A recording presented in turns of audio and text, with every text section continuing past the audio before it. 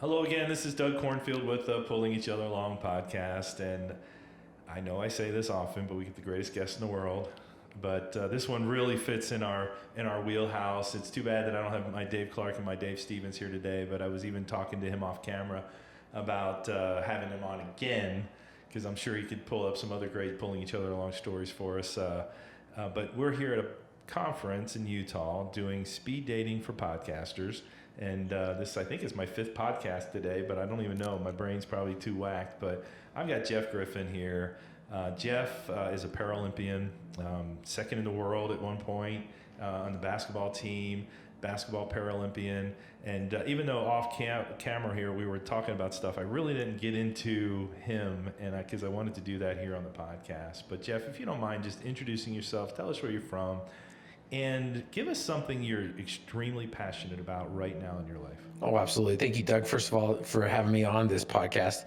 As I mentioned before, I always say that the greatest men and women of history are men of service. And what you do and what you're doing is amazing. And your listeners, like attracts like. And so thank you. There is power in organized effort. And so thank you for organizing this and putting this together and allowing me to shine a little light on what you're doing and what you do.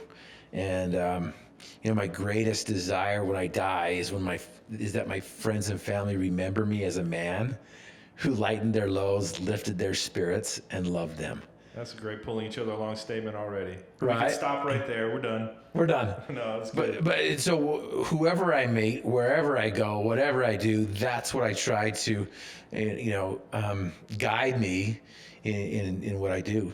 Lighten the load. Yeah, lighten the load, lift their spirits, and love them. Nice.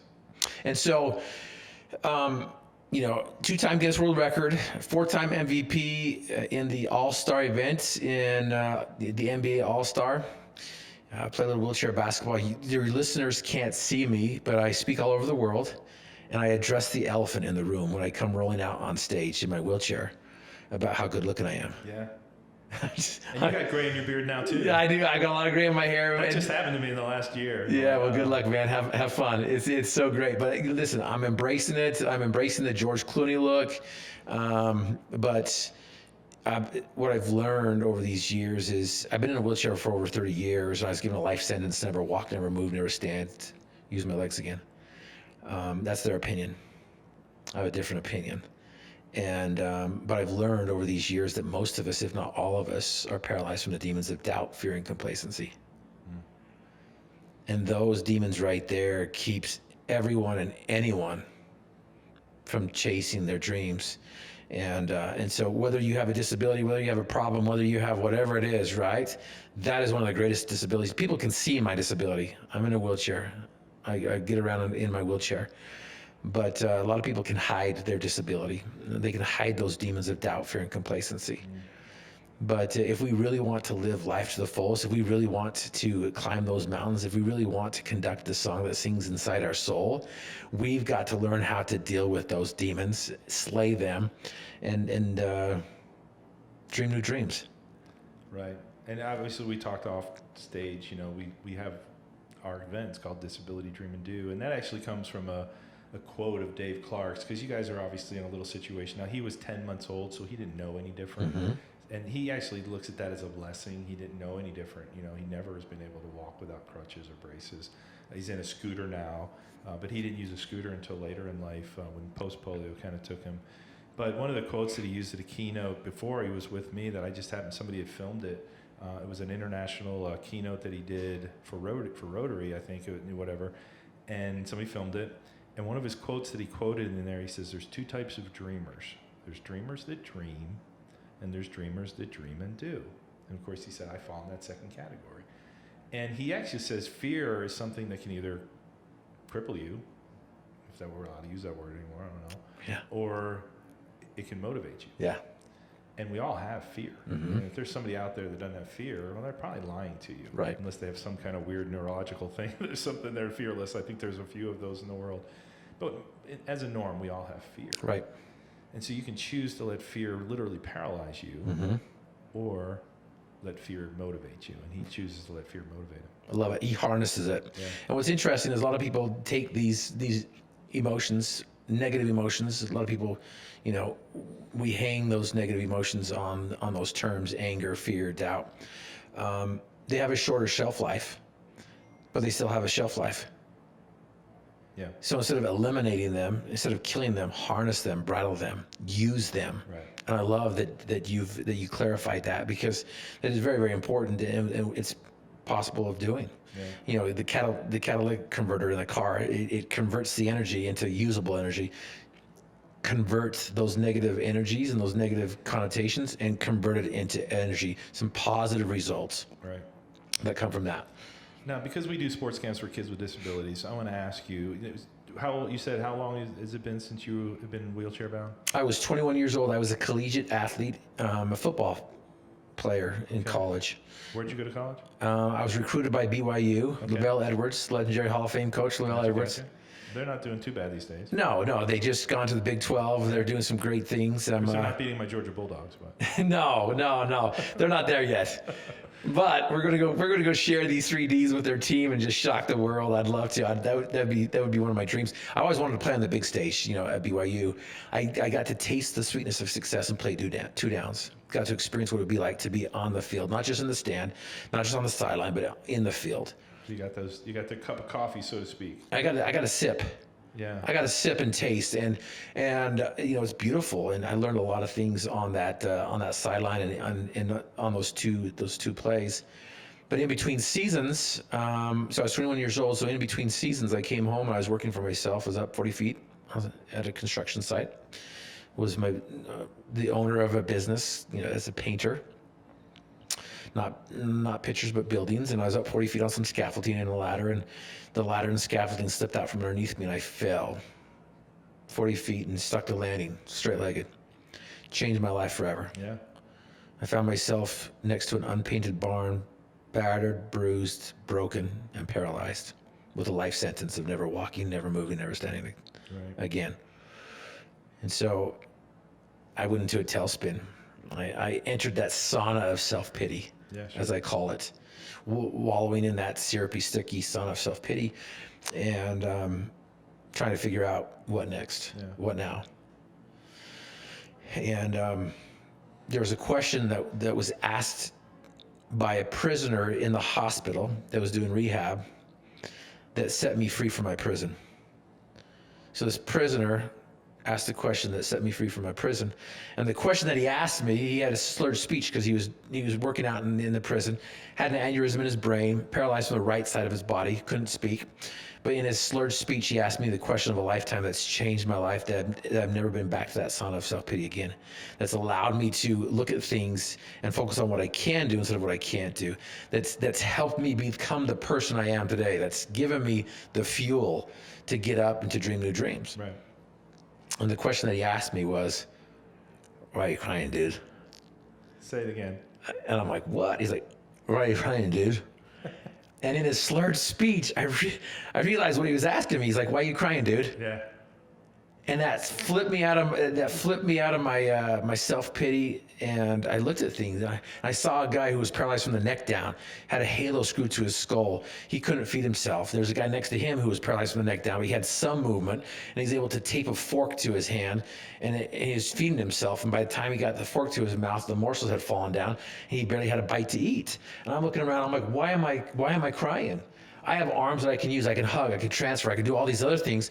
And then that caused me just to start focusing on what I could do instead of what I couldn't do. Right, absolutely. And 30 years later, what I can do is I can get up out of my chair and stand after I was given a 0% chance of ever standing. And what I can do is I can walk across the stage. I call it, I waddle across the stage, or as I like to say, walk with swagger. Right. I used to not be able to do that, but now I can walk across the stage and just demonstrate to those people who are out on that stage who have been paralyzed in the past from the demons of doubt, fear, and complacency, who've believed in those excuses, who refuse to use that fuel of fear to motivate them, who continue to live in that world of doubt instead of faith.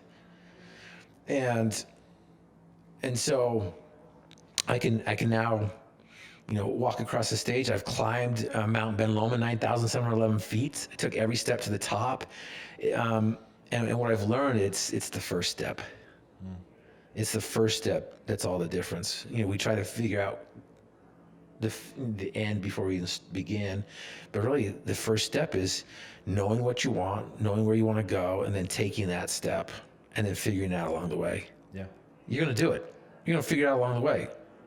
And so yeah, there's some beautiful things that I've learned along the way, and that's what I love about what you're doing, and your motto and the name of the podcast, which is Pulling each other along. And that's, there was, so I learned a lesson from a prisoner in the hospital, and then I learned a lesson in the hospital where I'm like, okay, I want to walk again. That's my new dream. And I told the doctor my dream. And I don't know if you ever told people what your dream is, and they give you all the reasons why you can't. Or your goal, and they say, "Oh, you can't run that fast." Right. You can't do this. You can't do that. Right. That word I can't eliminate from your vocabulary. It's poisonous. It's limiting. It's debilitating. As soon as you think you can't, you're right. Right. You're not going to find a solution. And so I'm like, that's my dream. I'm going to walk again. He's like, he gave me all the reasons why he couldn't. He laughed at me. And at this point, when I was younger, when I told people my dream of playing football, they gave me the same reasons why I couldn't. And what I learned is most people base our possibilities on their limitations. Yeah. And so, here we are listening to people who don't believe they can do it. And so here's this doctor, and he shows me a picture of my back. He shows me the x-ray. I have evidence. There's an incision from my belly button to my back, and I can't move. I can't, the nurses have to come in every 2 hours and rotate me. And I'm like, that's my dream. And I love the quote from Muhammad Ali that says, impossible is just a big word thrown around by small men who find it easier to live in the world they've been given than to explore the power they have to change it. Yeah. And so I'm like, okay, I'm gonna change it. So I told the therapist my dream. She's like, let's go. So she put some braces on my legs. We rolled up to the parallel bars. 5 minutes later, I'm in a standing position. She's like, okay, walk. At the end of the parallel bars was a mirror. And I'm like, okay, I think I can. Wait. I know I can. And then after a bit, I'm like, oh, I thought I could. And then what happened is I started to move down the parallel bars. And I looked down, and the therapist is grabbing my leg, lifting it up, pulling it forward, and placing it down. She's grabbing my leg, she's lifting it up, she's pulling it forward, she's placing it down. She did that the whole way there. By the time I got to the end of the parallel bars, I'm sweating, she's sweating. Sorry, she's glistening. Women don't sweat. Yeah, there you go. And I collapsed in my chair, and I'm like, you know what? Maybe I don't want the dream. Yeah. Maybe I don't want this dream. Maybe I don't want to walk. And I went back to my bed, and I readjusted my attitude, reminded myself of where I wanted to go, what I wanted to do. And at that moment, I realized that therapist did me a favor more than anyone else. She gave me a hand up. Not a hand out. Yep. A hand up. She let me see me walk down those parallel bars, even though I wasn't doing anything physically. In my mind, I was doing a ton. And so as successful leaders and leaders of success, what do we do to give people a hand up or pull people along? Because if we're always just looking inside of ourselves and just thinking about us, and we're not looking outside, we miss the purpose of life. In my opinion, we miss the purpose of this game called life. Yeah. And once we do that, we start living in color. We start living in HD. We start smelling things and seeing things and hearing things and experiencing things that we've never done before. And that's why I love what you're doing. No, I appreciate that. And the pulling each other along, and we say this often, is it's not just jump in the wagon and let somebody pull you the whole way. Mm-hmm. It's jump in the wagon when you need it, but also you need to be looking for other opportunities where you can be pulling people along, even if you feel like you don't have anything to give, because those are the times that are going to make the most out of your efforts, is when you actually help somebody. In the end, we talk about this all the time, when you've helped somebody, you're really helping yourself. And so, this whole pulling each other along theme, I came up with this at a keynote I did at the World Congress on Disabilities in Atlantic City years ago. I said there's a time to pull and there's a time not to pull. Because sometimes if we're helping people and they really don't need it, you're not really helping them.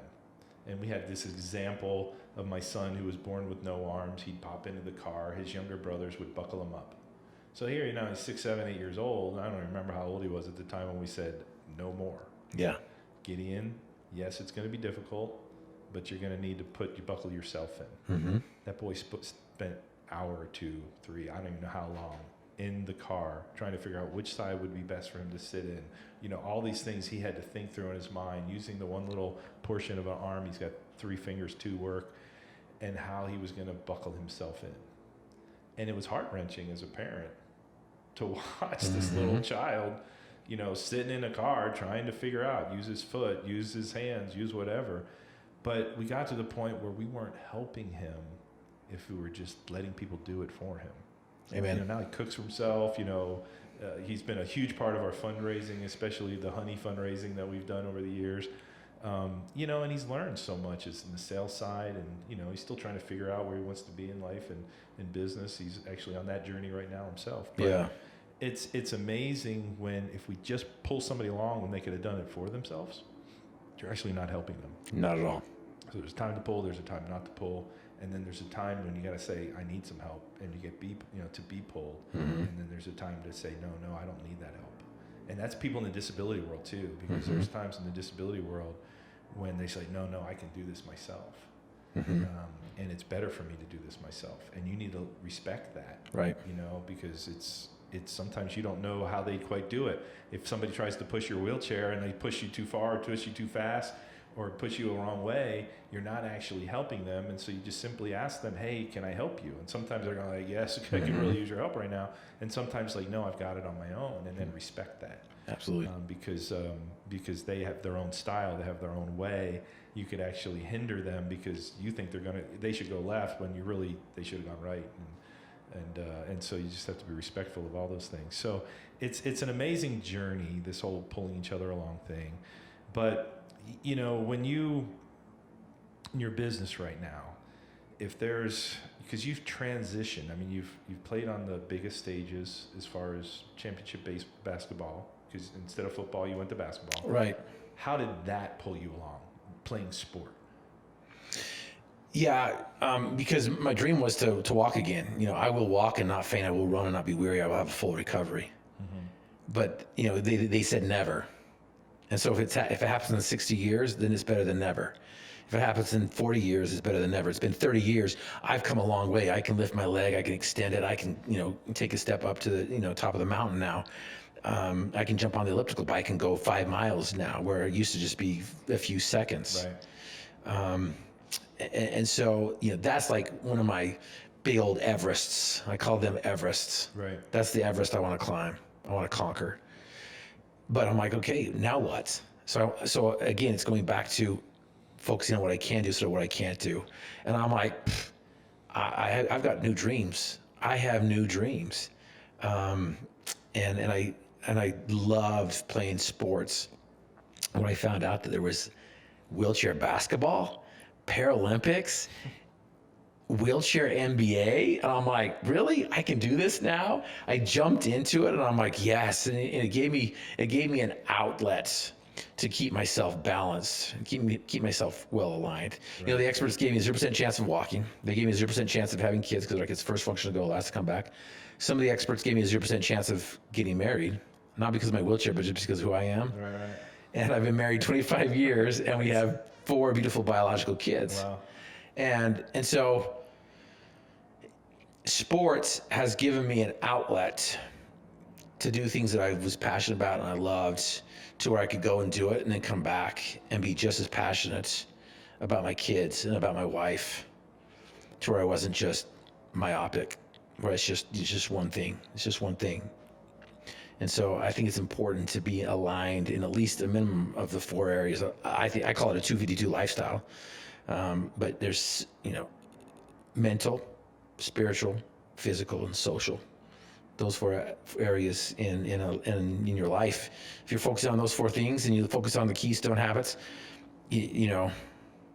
things fall into place or fall out of place, and you just experience life, and you just like, you just boom, you just go out there and you turn back, and I'm like, really? I've accomplished all this in a wheelchair? Right. I got a question because Dave Clark is, he's walked with crutches his whole life. Do you walk with crutches as well? Have you tried that, or you don't need that? You're in the wheelchair. Is that to pace yourself? Because he uses a motorized scooter now because of post polio, because he has to space his kind of energies out. He can't walk into a stadium, and he would just wipe himself out now in this life, so he has to pace himself. Right. Have you used those kind of means, or you didn't grow up with it? So Dave grew up with it. Right. His crutches were like his 2 feet.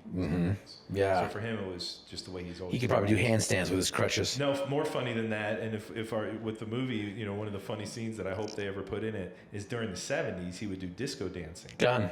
All right, and he would literally, because he's so flexible because of the polio of his legs, he can do a full split. He would go down into a full split and then pull himself back up with his crutches. With his crutches. And That's so crazy. all to John Travolta's, whatever, 70s music of the disco age. Right. So. Whoever the actor is on that, I hope they have upper body CGI. strength. There you go. That works too. When we were at the Paralympics 2004, there was a guy from Iran, I don't know. It was a Middle Eastern country, and he came out polio, had his crutches, and he was performing for the whole stadium. Right. And he was like walking, doing handstands. He was doing handstands with his crutches. He was doing all these things, and it was an experience of a lifetime. Right.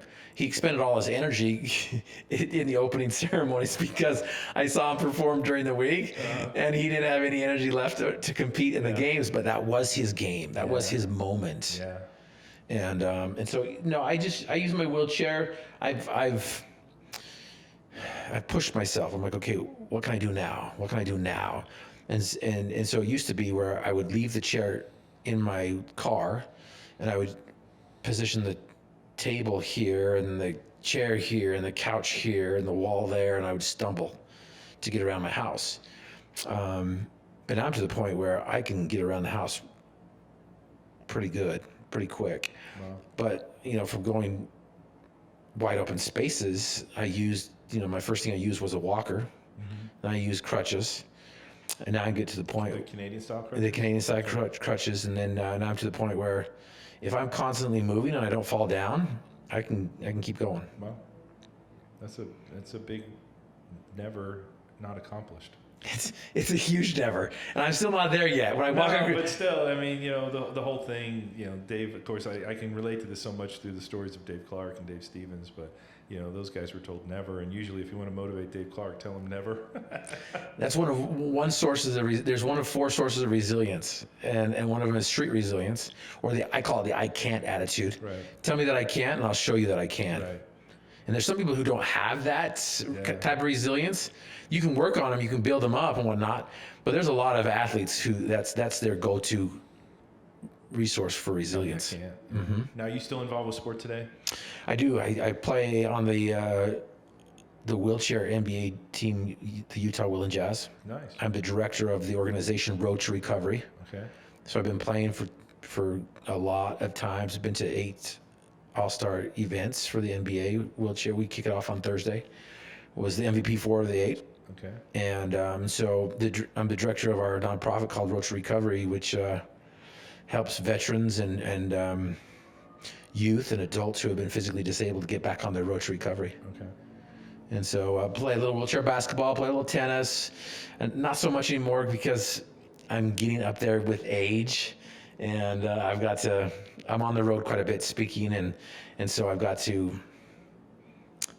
balance my time and make sure that I give my time to my family, to the prime time. Yeah, no, I get it. I mean, I'm going track meets, I'm going here and there, and I hate to miss them. Sometimes, I have to figure out which ones to miss or not. And next week I'll be in Florida with the Disability Dream and Do Sports Camp with the Twins, and then I'll be we're doing with the Yankees this year. We've got one in Rochester as well, and then later in New York. And then we do hockey as well. We do a hockey version of our camp, and so as if anybody's out there always listening, we're always looking for ways to get more camps out there again, especially coming out of the COVID, and so looking for more partners and things like that. So give us one last bit of advice to our Pulling Each Other Along audience that would help pull them along, that you can think of. Absolutely.